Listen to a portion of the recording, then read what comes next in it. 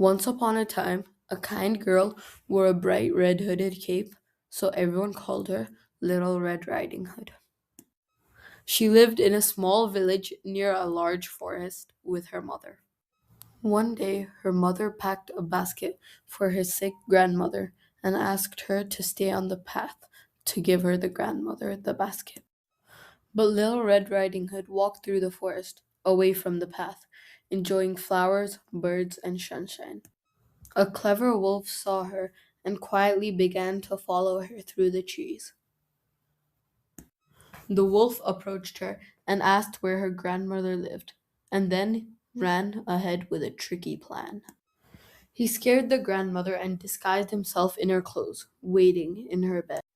When Little Red Riding Hood arrived, she noticed her grandmother's big ears, eyes, and teeth. Suddenly, she realized the wolf was pretending to be her grandmother. A brave woodcutter nearby heard the noise and chased the wolf away, saving them both. After that day, Little Red Riding Hood remembered to be careful and listen to her mother. So they all lived happily ever after.